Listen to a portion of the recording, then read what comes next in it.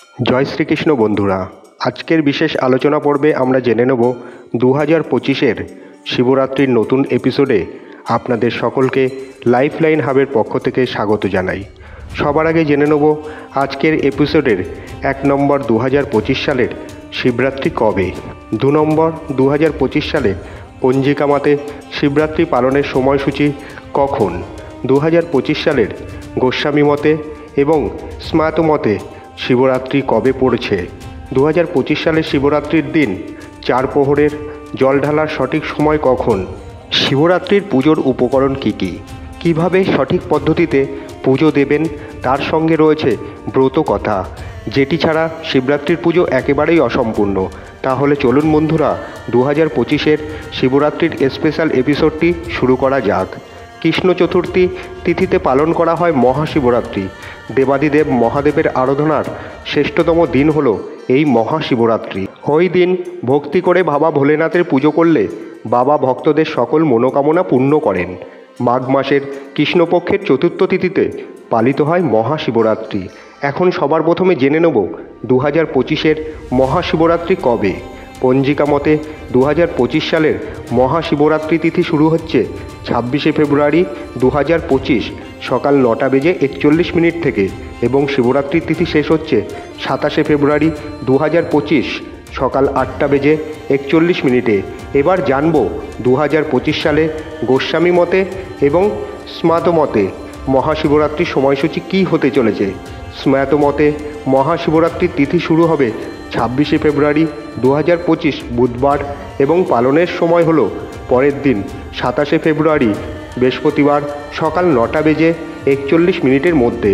এবারে আমরা জেনে নেব গোস্বামী মতে মহাশিবরাত্রির তিথি কী কী রয়েছে সময়সূচি। গোস্বামী মতে মহাশিবরাত্রির তিথি শুরু হচ্ছে 27শে ফেব্রুয়ারি 2025 বৃহস্পতিবার এবং সমাপ্ত হবে পরের দিন শুক্রবার। পালনের সময় হলো সকাল 6:50 মধ্যে। এবারে জেনে নেব মহাশিবরাত্রির 4 প্রহরের পুজোর সঠিক সময়সূচি।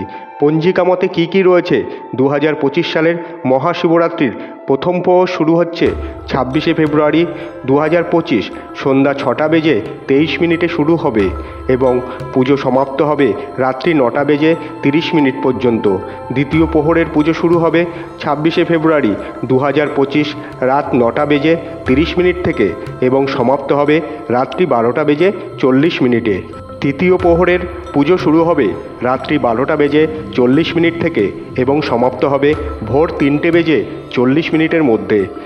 এরপর চতুর্থ প্রহরের পুজো শুরু হবে 27শে ফেব্রুয়ারি ভোর 3:40 থেকে এবং সমাপ্ত হবে সকাল 6:56 মধ্যে।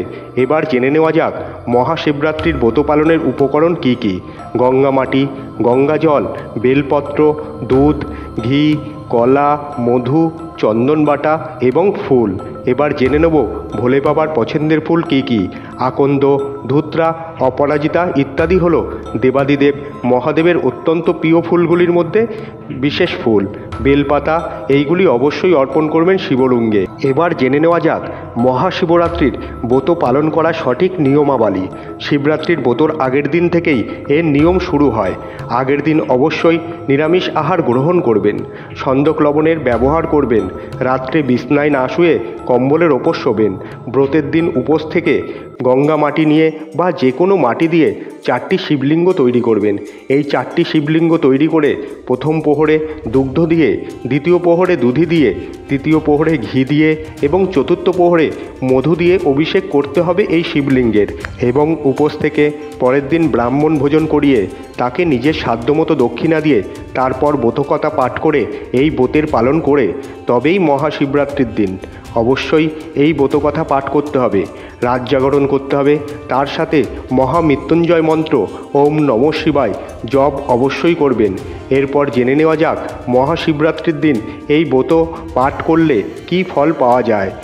যজ্ঞের মধ্যে যেমন অশ্বমেধ যজ্ঞ, তীর্থের মধ্যে যেমন গঙ্গাসাগর, পুরাণ মতে তেমনি ব্রতের মধ্যে শ্রেষ্ঠ ব্রত এই শিব চতুর্থীর ব্রত।